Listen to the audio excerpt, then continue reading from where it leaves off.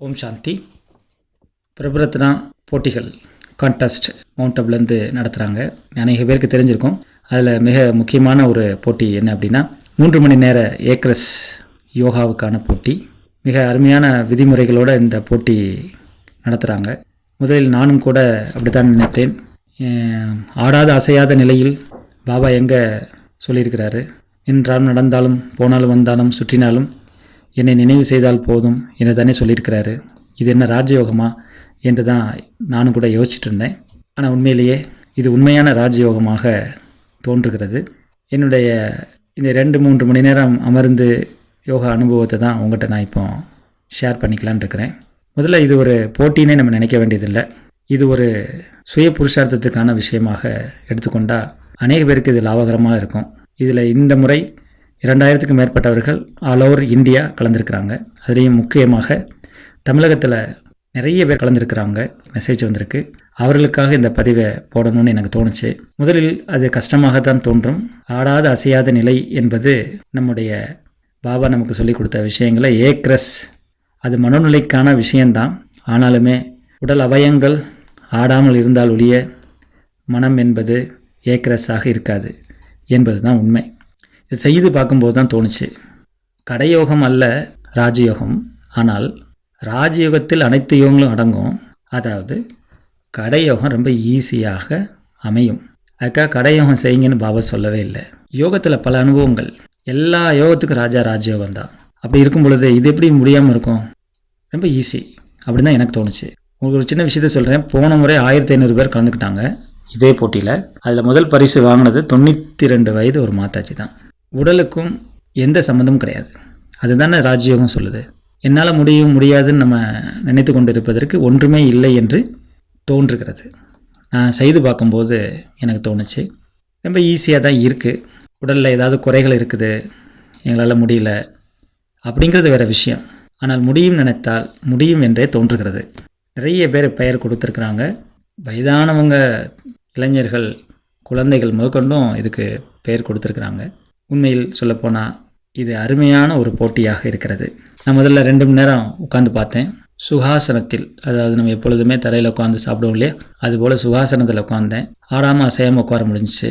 முதலில் கண்களை சிமிட்டி கொள்ளக்கூடிய அளவுக்கு கொஞ்சம் கஷ்டமாக இருந்தது. அதுக்கப்புறம் அந்த கண்ணு கூட நிலையாக நிற்கக்கூடிய அனுபவங்கள் கிடைக்க ஆரம்பிச்சது. அதுக்கு பிறகும் எந்த விதமான ஆட்டம் அசையும் இல்லை. பாபாவுடன் மனம் ஒன்றி இருக்க முடிஞ்சிச்சு. முதலில் அந்த 2 மணி நேரத்தை ரீச் பண்ணும்போது கொஞ்சம் கஷ்டமாக தான் இருந்துச்சு.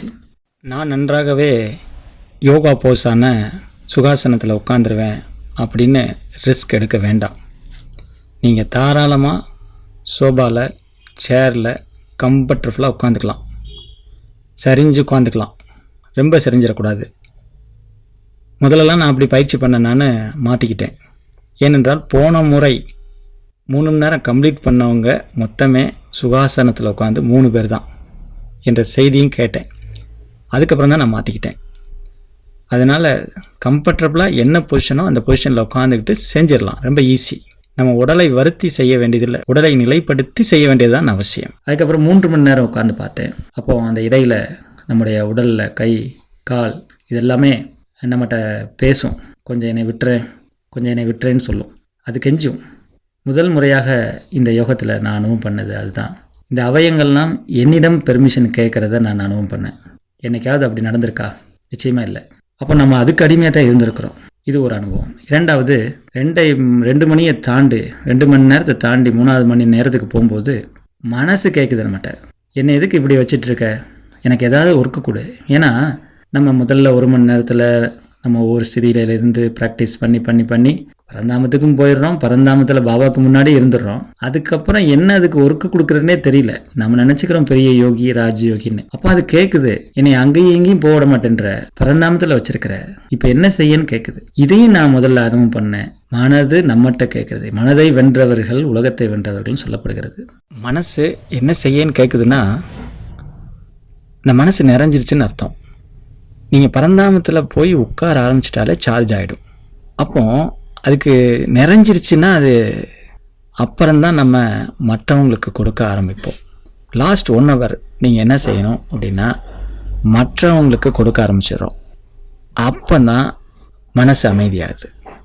அது என்னன்னு கேட்கும்போது மனசே நீ சும்மா இரு அப்படின்னு சொன்னால் சரின்னு சொல்லிட்டு சும்மா இருக்குது. இந்த மனசு சும்மா இருக்கும் பொழுது புத்தி சும்மா இருக்குது. இந்த ரெண்டு சும்மா இருக்கும்போது தானாக உள்ளம் என்று சொல்லக்கூடிய அந்த கதவு திறக்குது. அதில் தான் மிகப்பெரிய பொக்கிஷம், உணர்வுங்கிற பொக்கிஷம் இருக்குது.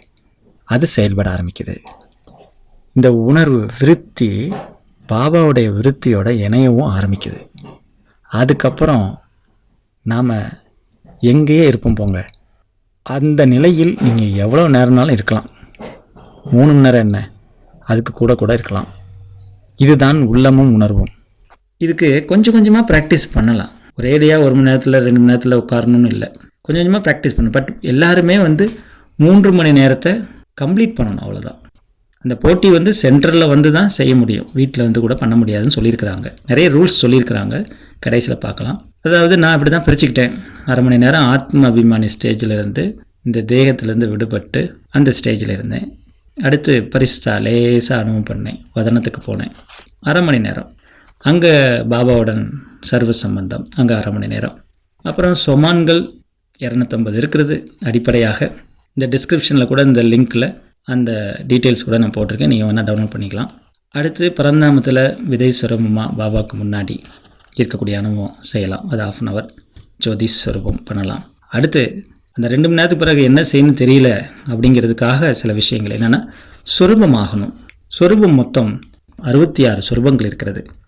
அந்த லிஸ்ட்டும் உங்களுக்கு இந்த டிஸ்கிரிப்ஷனில் நான் கொடுத்துருக்குறேன், எடுத்துக்குங்க. அப்புறம் அதுபோக நிறைய லிங்க்ஸ் கூட கொடுத்துருக்குறேன். சில முக்கியமான யோகத்தை பற்றிய வகுப்புகளினுடைய லிங்க்ஸும் உங்களுக்கு கொடுத்துருக்குறேன். ட்ரை பண்ணுங்கள், ரொம்ப ஈஸி. அதில் நிரந்தர நினைவுனா என்ன, சகஜ யோகம் எது, ஜுவாலாமுகி யோகம் எது, யதார்த்த யோகம்னா என்ன, புத்தி யோகத்தில் வரக்கூடிய தடைகள், தடையை தாண்டி செய்யக்கூடிய தவம் என்ன, தபஸ்யான என்ன.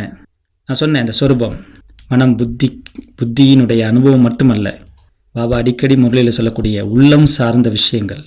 இதெல்லாம் நம்ம கடந்தால் தான் நம்ம அந்த கடைசியில் அந்த அனுபவங்களை செய்ய முடியும். அதுக்காக உள்ளமும் உணர்வும் என்ற ஒரு கிளிப் கூட இருக்குது, கேட்டு பாருங்கள். நிச்சயமாக உணர்வு நிலையை தாண்டி நம்முடைய உணர்வும் பாபாவுடைய உணர்வும் கலக்கும் அந்த கம்பைன்டு சொருப நிலைகள்லாம், இதெல்லாம் தாண்டும்போது தான் வருது அந்த லவ்லீன், அந்த அன்பில் கலக்கக்கூடிய நிலையும் அங்கு தான் உருவாகிறது. அதுக்கப்புறம் ஜுவாலாமுகி என்பது கூட அனுபவம் ஆக ஆரம்பிச்சிருது. இதெல்லாம் எப்போ சாத்தியம் அப்படின்னா, நம்மளை நாமளே ஒரு இடத்துல உட்கார வச்சாதானே அது சாத்தியம். ஆடிக்கிட்டே இருக்கக்கூடிய இந்த உடல், ஓடிக்கொண்டே இருக்கக்கூடிய, செய்து கொண்டே இருக்கக்கூடிய இந்த உடலினுடைய அமைப்புகள் அப்படியே இருந்துகிட்டே இருக்குது. அது இயல்பாக ஆயிருக்குது. அதனால நமக்கு கஷ்டமாக இருக்குது. இந்த 2 மணி நேரம் 3 மணி நேரம் நம்ம அதை உட்கார வைக்கும் பொழுது, இந்த பிரபஞ்சத்திலேருந்து கிடைச்ச இந்த பார்ட்டிகள், இந்த உடல் நிலையாக இருக்கும் பொழுது இந்த பிரபஞ்சமே கைத்தட்டி சிரிக்கிற அனுபவம்லாம் கிடைக்குது.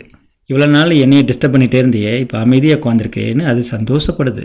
இதெல்லாமே இந்த அனுபவத்தில் கிடைக்குது. அப்படிப்பட்ட ஒரு அருமையான ஒரு போட்டியாக தான். உங்களால் முடியும் பிரதர், மற்றவங்களாலாம் முடியுமா அப்படின்னு நீங்கள் கேட்கலாம், உங்களுக்கு தோணலாம். ஆனால் ராஜ்யோகம் மிக எளிமையான ராஜ்யோகம், மிகவும் உயர்ந்த ராஜ்யோகம்னு சொல்லப்பட்டிருக்க ஒழிய இவங்களால தான் செய்ய முடியும் அப்படின்னு பாபா ஒரு முரளிலையும் சொல்லலை. நேரம் கொடுக்குறவங்க, அதுக்கு வாய்ப்பு இருக்கிறவங்க அதை அடைகிறாங்க. இதுதான் எல்லாத்துக்கும் ஆதாரம். பாபா இதை என்ன சொல்கிறாருன்னா, ஈஸின்னா ஈஸி, கஷ்டம்னா கஷ்டம்னு சொல்கிறாரு. அவ்வளோதானே ஒழிய முடியாதுன்னு எதுலேயுமே சொல்லலை. நம்ம எண்ணம் எடுத்துக்கொள்ளக்கூடிய விஷயங்கள் தான், அதுக்கு நேரம் கொடுக்கக்கூடிய விஷயங்கள் தான். என்ன கேட்டால், பாபாவிடம் அன்பு ஒன்று இருந்தால் போதும், இதெல்லாம் சாதாரணம்தான். போட்டியாக எடுத்துக்கொள்ள வேண்டாம், சுய புருஷார்த்தத்துக்கான ஒரு ஆதாரமாக எடுத்துக்கொள்ள வேண்டும். இதுக்கு விதிமுறைகள் அதுவும் கூட ரொம்ப அருமையாக எளிதாக கொடுத்துருக்குறாங்க. எப்போ நீங்கள் ஆடாத அசையாத நிலையில் யோகாவில் இருக்க முடியும் அப்படிங்கிறதுக்கு விதி கொடுத்துருக்காங்க. பொதுவாக நம்ம பட்டி காலங்களில் நம்ம உட்காந்து யோகா பண்ணுவோம், ஒரு நாளோ இல்லைன்னா அரை நாளோ உட்காரும் பொழுது முதலில் கொஞ்சம் கஷ்டமாக தான் இருக்கும். போக போக நமக்கு ஆர்வங்கள் வரும். நம்ம அந்த கடைசியில் நல்லா இருந்துச்சு யோகா அப்படின்னு தான் நமக்கு தோணும், முதல்ல என்ன தான் தூங்கி விழுந்தாலும். அதே போல் தான் இந்த 3 மணி நேரம் நம்ம கேமராவை பார்த்துக்கிட்டு லேப்டாப் முன்னாடி உட்காரணும், அவ்வளோதான். நாமளாக தான் உட்காரணும். குரூப்பாக யோகா பண்ணி பழகின நமக்கு ஒரு டெஸ்ட்டு. நாமளே யோகா பண்ணால் 3 மணி நேரம் இருக்க முடியுமா அப்படின்னு ஒரு டெஸ்ட்டு. இந்த டெஸ்ட்டு நமக்கு நாமே செய்து கொள்ள வேண்டியது. இப்போ அவங்க அங்கேருந்து வைக்கிறாங்க, இதையே நம்ம பயன்படுத்தக்கூடாது. அதுக்காக இவங்க என்ன சொல்கிறாங்கன்னா, ஒரு வெறும் வயிற்றில் நீங்கள் உட்கார்ந்தீங்கன்னா உங்களால் முடியும், கஷ்டம் இல்லை. ரெண்டாவது சொல்கிறாங்க, நல்லா தூங்கிட்டு வந்து இந்த போட்டியில் கலந்துக்குங்க. ஒரு நாள் தானே, ஒவ்வொரு நாளும் இல்லை. ஒரு நாள் 3 மணி நேரம் இருக்கணும். 3 மணி நேரம் இருக்கிறதுக்கு நீங்கள் வீட்டில் தொடர்ந்து உட்காந்து பழகிட்டு வந்தேன்னா ரொம்ப ஈஸியாக தான் இருக்கும். அதுவும் வெறும் வயிற்றில் உட்காரணும். இல்லை என்றால் 4 மணி நேரத்துக்கு முன்னாடி சாப்பிட்ருக்க வேண்டும். அப்போ நிச்சயமாக அந்த கறக்கம், இந்த தூக்கத்தினுடைய டெண்டன்சி, மயக்க நிலை, சோர்வு இதெல்லாம் வராது, ஈஸி. அதுக்கப்புறம் தண்ணீர் கூட நம்ம 1 மணி நேரத்துக்கு முன்னாடியே எடுத்து நல்லா ட்ரெயின் பண்ணிவிட்டு உட்கார வேண்டியது அவசியம். ஏன்னா இடையில எழுந்திரிச்சோம் அப்படின்னா அவங்க அப்படி தான் ரூல்ஸ் சொல்கிறாங்க. அசைவுகளுக்கு, அங்கே அசைவுகளுக்கு மார்க் போடுறாங்க. அப்போ நமக்கு மார்க் குறைஞ்சிரும். மார்க் என்பது முக்கியமில்லை, இருந்து பழக வேண்டியது, அதை காரணமாக வைத்து நம்ம அதை படித்து கொள்ள வேண்டியது அவசியம். என்னுடைய அனுபவத்தில் இப்படி நான் பயிற்சி பண்ணி, இந்த ரூல்ஸுக்கு இணங்க நான் பயிற்சி பண்ணி பார்க்கும்போது, இவ்வளோ நாள் நான் இதை ஏன் செய்யலை, இந்த ஒரு அருமையான ஒரு ராஜயோகத்தை நான் இவ்வளோ நாள் நான் அனுபவம் பண்ணல அப்படின்னே எனக்கு தோணுது. ஒரு வாய்ப்பாக அமைஞ்சிருக்கிறத நான் உணர்றேன். என்ன, முற்றிலுமே அசரீரி நிலையில் இருக்கணும். பாபா நினைவில் ஆழத்தில் மூழ்க பயிற்சி பண்ணணும். நல்ல ரெஸ்ட் எடுத்துகிட்டு வந்தால் நிச்சயமாக முடியும். நமக்கு என்ன தோணும் அப்படின்னா, தூங்கிட்டேன்னா என்ன பண்ணுறது, நல்லா இருக்காது, இடையில இருந்துச்சுட்டா நல்லா இருக்காது அப்படிலாம் நம்ம யோசிப்போம். சின்ன பயிற்சி நம்ம செஞ்சுட்டு தான் வரணும், வேறு வழி இல்லை. சில பேருக்கு கடுமையான நோய்கள் இருக்கலாம், சில டேப்லெட்ஸ்லாம் எடுத்துக்க வேண்டியிருக்கும், சூழ்நிலைகள் அப்படி இருக்கும். அப்படின்னா அவங்க தவிர்த்துடலாம். அது ஒரு பெரிய விஷயம் கிடையாது. அதுக்காக கம்பல்சரியாக உட்காணுங்கிறதுல அவசியம்லாம் இல்லை. அவங்களே அதை தான் சொல்கிறாங்க. இன்றைக்கி முடியல அப்படின்னா அடுத்த நாளுக்கான டேட்டுக்கு வந்துக்கலாம்.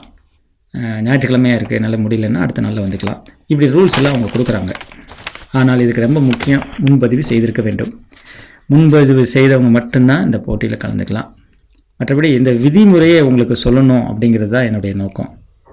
அதனால் இந்த ஏக்ரஸ் யோகா போட்டி மிக அருமையான போட்டியாக அமைஞ்சிருக்கிறது. அனுபவம் செய்து பார்க்கும் பொழுதே நல்லாயிருக்கு. ஒரு தடவைக்கு 2 தடவை நம்ம வீட்டிலேயே அமர்ந்து பயிற்சி பண்ணிட்டு வந்தோன்னா இந்த போட்டியிலையும் கலந்துக்கலாம்.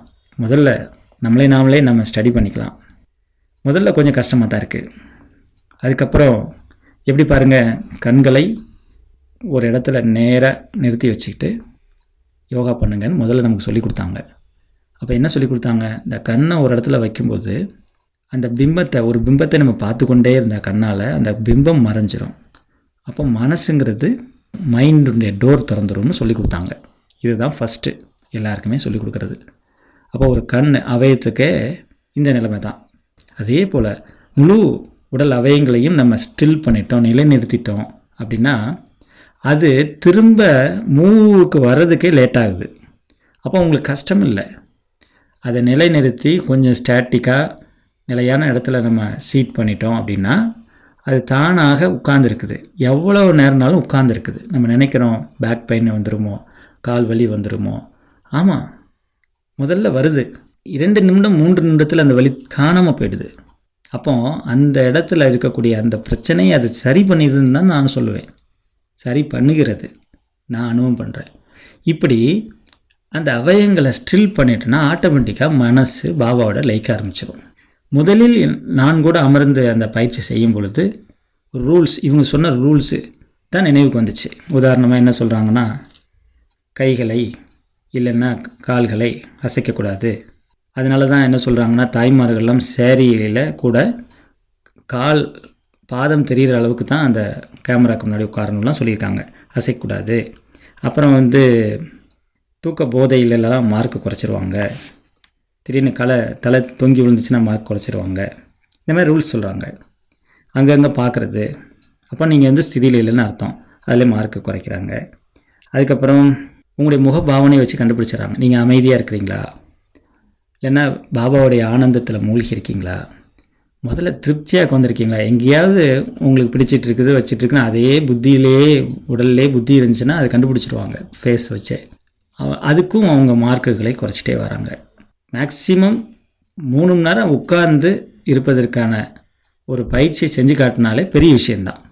அதுக்கு சான்றிதழ்லாம் கொடுக்குறாங்க, அது ரெண்டாவது. இது உண்மையில் இந்த ரூல்ஸ் தான் முதல்ல என்ன இருக்கும்னா புத்தியில் இருக்கும். ஃபஸ்ட் டைம் செய்யும்போது அப்படி தான் இருக்குது. உட்காந்து ஒரு சும்மானாலும் செய்யணுங்கிறதுக்காக உட்காந்து 3 மணி நேரம் இருந்து பார்த்துட்டா அடுத்த முறை உட்கார்ந்து பார்க்கும் பொழுது நம்ம ஸ்திதியை மெயின்டைன் பண்ண ஆரம்பித்தோம்னா தானாக இது ஈஸி என்பது தோன்ற ஆரம்பிச்சிருது. எனக்குமே இருந்த உணர்வை நான் சொல்லிகிட்டு இருக்கிறேன். நான் தான் இல்லை, யாருக்குமே இது இருக்கும் அப்படின்னு நினச்சி சொல்லிக்கிட்டு இருக்கிறேன். அதனால் செஞ்சு பாருங்கள். உங்களுடைய அனுபவத்தையும் நீங்கள் ஷேர் பண்ணலாம் எல்லாருக்கும். இதற்கு முக்கியத்துவம் கொடுக்க வேண்டியது அவசியமாக இருக்கிறதுன்னு எனக்கு தோன்றதை நான் உங்கள்கிட்ட சொன்னேன். நிச்சயமாக இந்த போட்டியில் கலந்து கொண்டு நீங்களும் பாபாட்ட நிறைய சக்தி அடையணும். உங்களை சுற்றி இருக்கக்கூடிய வைப்ரேஷனை சேஞ்ச் பண்ணணும். சென்டர்னுடைய சூழ்நிலைக்கான வைப்ரேஷன் அதிர்வலைகளையும் பாசிட்டிவ் ஆக்கிறதுக்கு நல்ல உபகரணமாக இருக்கிறதாக தோன்றுகிறது. வாழ்த்துக்கள். நன்றி. ஓம் சாந்தி.